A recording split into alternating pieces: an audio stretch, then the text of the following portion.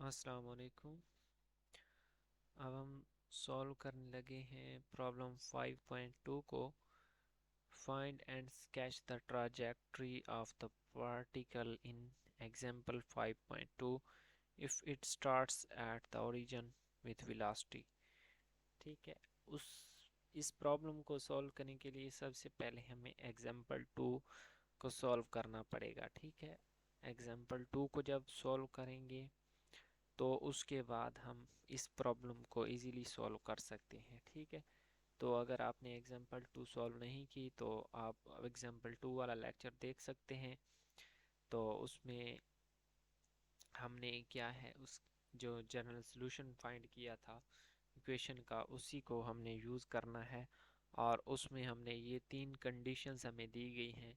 इन 3 conditions को use करते हुए आगे हमने उसका सॉल्यूशन फाइंड करना है। ठीक है, तो एग्जाम्पल 5.2 में हमने जो जनरल सॉल्यूशन निकाला था वो था y ऑफ t और z ऑफ t की फॉर्म में। ठीक है, तो यहाँ क्वेश्चन में हमें क्या है, ये दो y की फॉर्म में दिए गए हैं और एक y और z दोनों डायरेक्शंस में जनरल सॉल्यूशन, ये बाउंड्री कंडीशन दी गई है। ठीक है, तो अब हमने क्या करना है, इन बाउंड्री कंडीशंस को अप्लाई करना है। ठीक है, पार्ट ए में हमें बाउंड्री क्या दी गई है, v of 0 is equal to e over b into y unit vector.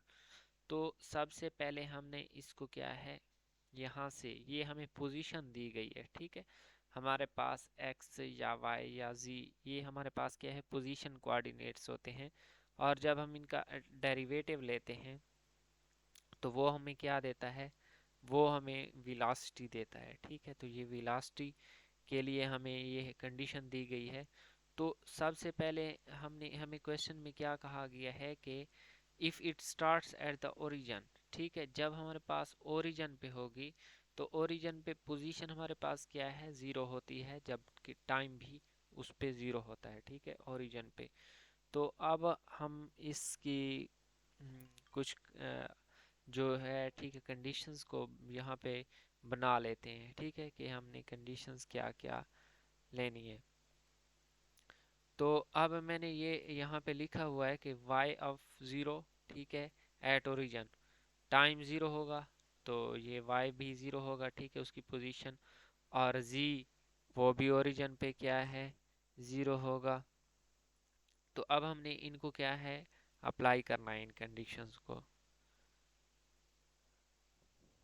तो अब हमने इन कंडीशंस को अप्लाई करना है। वो कैसे करना है कि ये जो इक्वेशन दी गई है, ठीक है, y ऑफ t, इसकी जगह हमने y ऑफ t जहाँ जहाँ पे इक्वेशन में आ रहा है हमने उसकी जगह 0 पुट कर देना है।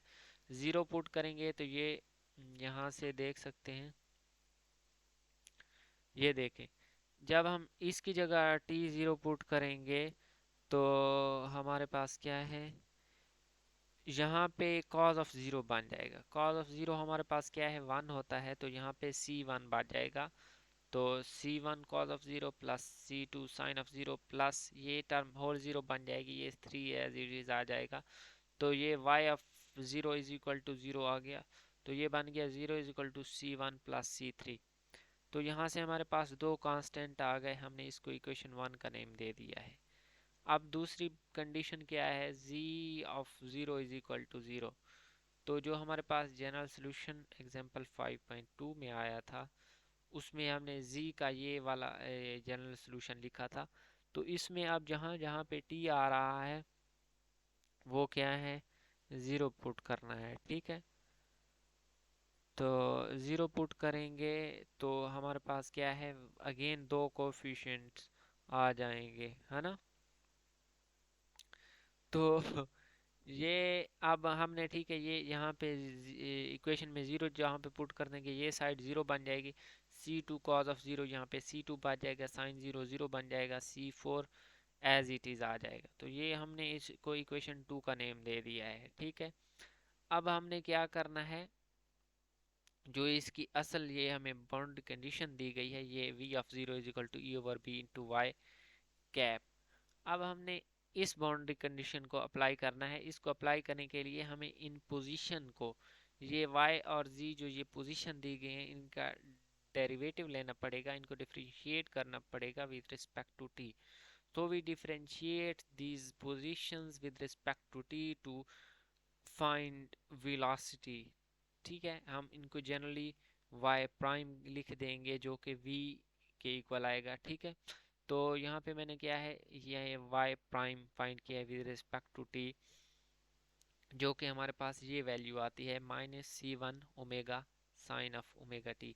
यहाँ पे असल में था c1 cause of omega T, तो c1 एज इट इज आ गया, कॉज का डेरिवेटिव क्या होता है minus sine of omega t, और ओमेगा टी का with respect to t omega आ गया, तो ये -c1 omega sine of omega t plus c2 omega cos omega t plus e over B.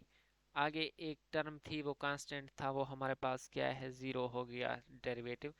अब हमने इसमें बाउंड्री कंडीशन अप्लाई करनी है जो कि हमें दी गई है v of zero is equal to e over b. तो यहाँ पे ये वेलोसिटी का ठीक है, ये वेलोसिटी है विद रिस्पेक्ट टू y।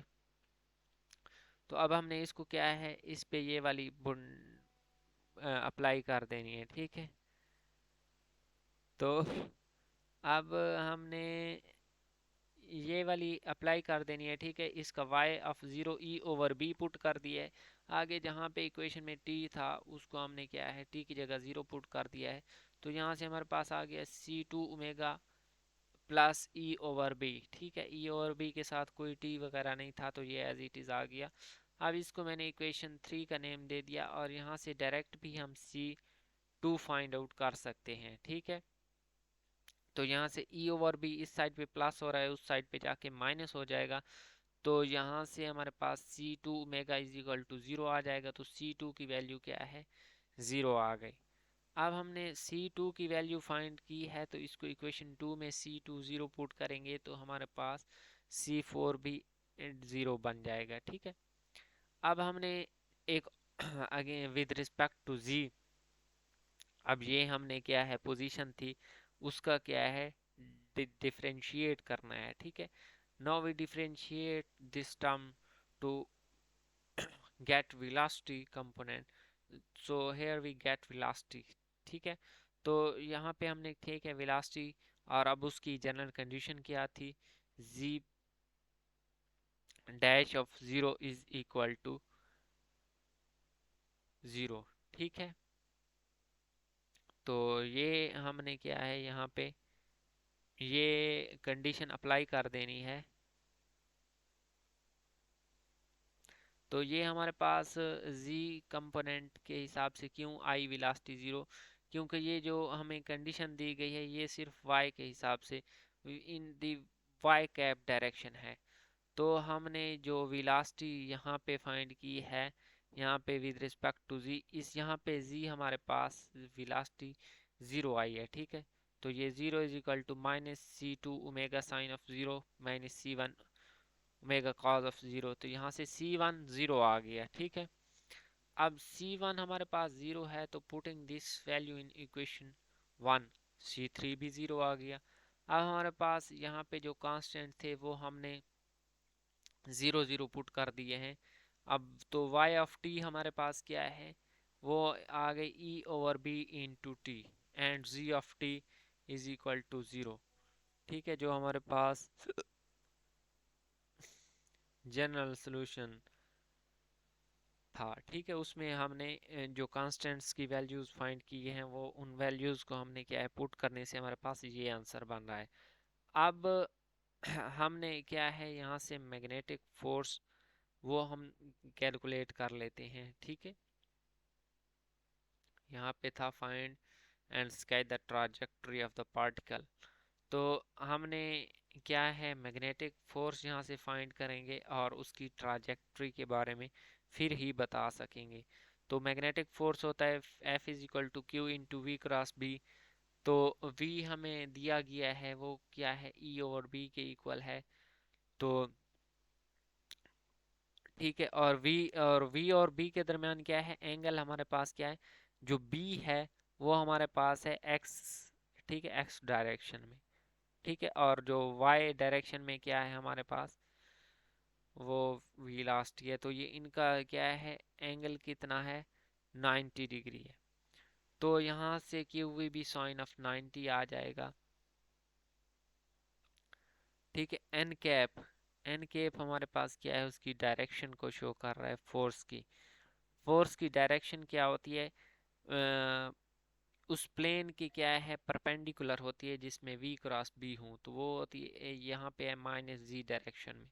तो यहाँ से force is equal to minus q e into z direction. ठीक है, जो ये है मैग्नेटिक फोर्स और ये इलेक्ट्रिक फोर्स, वो क्या है, यहाँ पे इक्वल हो गई हैं। ठीक है, ये फार्मूला क्या है, इक्वल है, मैग्नीट्यूड में इक्वल है, लेकिन जो मैग्नेटिक फोर्स है वो opposite to the electric force है।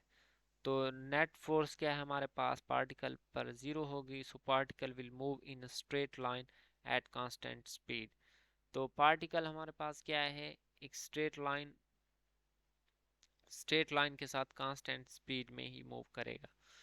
तो ये उसकी ट्राजेक्ट्री हमने बता दी है कि वो क्या है, उसकी स्पीड क्या करेगा, वो एक कांस्टेंट स्पीड के साथ मूव करेगा। अब बी पार्ट में हमें कंडीशन दी गई है v of zero is equal to e over two b into y. ठीक है, ये वाई कैप डायरेक्शन में है। अगेन वही हमने उसका सोल्यूशन लेना है, v of zero is equal to e over two b into y unit factor, ये हमें कंडीशन दी गई है। अब हमें इस कंडीशन के लिए भी, जब हम ओरिजिन पे होंगे, तो ओरिजिन के लिए हमारे पास y of zero is equal to zero होगा and z of zero is equal to zero होगा। तो वहाँ से हमारे पास हमने इक्वेशन वन और टू जो निकाली थी वो है, इक्वेशन वन से c1 is equal to minus c three है, और इक्वेशन टू से c2 is equal to minus c four है। तो अब हमने जनरल जो सोल्यूशन था y और z की फॉर्म में, उसको डेरिवेटिव ले लेना है, और डेरिवेटिव भी हमने अगेन लिया हुआ था। उसी डेरिवेटिव में हमने क्या है, यहाँ से y prime of zero is equal to इस बार है e over two b into y cap. ठीक है, तो वहाँ पे जो हमने डेरिवेटिव लिया था उसमें ये वाली वैल्यू पुट कर देनी है। ठीक है, तो ये वाली वैल्यू पुट करने से हमारे पास क्या है, और ये भी है कि ये जो हमें फील्ड दी गई है, यहाँ से ये सिर्फ है वाई डायरेक्शन में, तो z डायरेक्शन में जो है, ठीक है, कोई वेलोसिटी नहीं है, तो वो हमारे पास यहाँ पे जैसे हमने ज़ीरो किया है, c1 ज़ीरो हुआ था, तो इस बी पार्ट में भी हमारे पास क्या है, c1 ज़ीरो होगा। c1 ज़ीरो होगा तो c3 भी हमारे पास क्या है, ज़ीरो हो जाएगा। अब c2 और c4 हमने ये फाइंड करने हैं। जब उस y का इंटीग्रेशन में हम, ठीक है, y के डेरिवेटिव में हम ये वाली कंडीशन पुट करेंगे, तो हम क्या है, हमने ये जो उसका डिफरेंशिएट किया था और उसमें ज़ीरो पुट किया था, तो उसकी जगह हमने इक्वेशन, मैंने उसको इक्वेशन थ्री, ये है इक्वेशन थ्री। ठीक है, इस वैल्यू को इक्वेशन थ्री में पुट कर देना है। ठीक है, मैं आपको इक्वेशन थ्री दिखा देता हूँ कि मैं हमने क्या नेम दिया था। तो यहाँ पे था, ये है v is equal to c two omega plus e over b. ठीक है, v ऑफ ज़ीरो। तो अब b केस में हमारे पास v ऑफ ज़ीरो किस चीज़ के इक्वल है, इस केस में हमारे पास v ऑफ ज़ीरो है e ओवर टू बी, तो हमने उसकी जगह e ओवर टू बी हमने यहाँ पे इंसर्ट कर दिया है। तो यहाँ से हमारे पास c2 की वैल्यू हमने कैलकुलेट कर ली है, ये e ओवर बी दूसरी साइड पे जाके माइनस हो जाएगा, तो ये बच जाएगा minus e over two B.